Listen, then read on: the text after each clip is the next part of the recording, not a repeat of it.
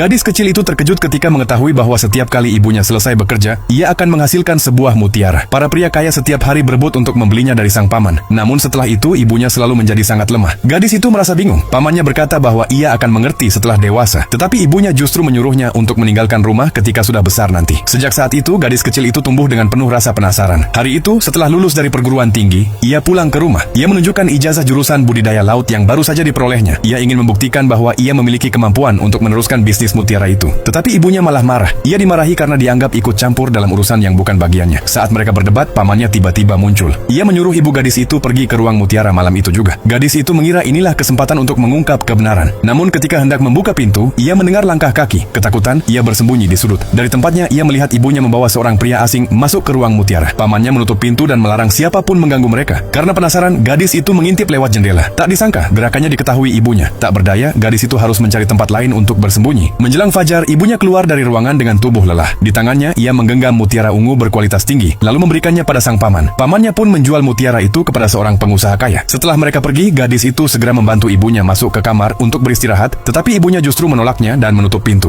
Gadis itu menduga pria tadi malam masih ada di dalam ruangan. Ia mencoba mencari tahu kebenarannya dari sang paman. Setelah mengantar pengusaha kaya itu, pamannya kembali ke ruang mutiara. Gadis itu mengintip lagi lewat jendela. Ia mendengar pamannya mengusulkan agar ibunya melayani 30 klien tambahan setiap hari. Ibunya langsung berlutut memohon diberi beberapa hari untuk beristirahat. Melihat hal itu, gadis itu ingin menolong ibunya, tetapi pamannya menyadarinya. Ia memperingatkan agar gadis itu tidak ikut campur dalam urusan orang dewasa. Reaksi itu semakin memperkuat kecurigaan gadis tersebut. Sejak hari itu, ia selalu melihat pamannya membawa kelompok pengusaha kaya yang berbeda masuk ke ruang mutiara setiap hari, dan kualitas mutiara yang dihasilkan ibunya semakin meningkat. Namun anehnya, orang-orang yang masuk ke sana tidak pernah keluar lagi. Hingga akhirnya, ibunya ambruk karena kelelahan. Gadis itu sangat sedih. Ia memutuskan untuk menggantikan ibunya dalam menghasilkan mutiara. Pamannya menyuruhnya mengenakan piyama dan masuk ke ruang mutiara pada malam hari. Namun ketika gadis itu membuka pintu, ia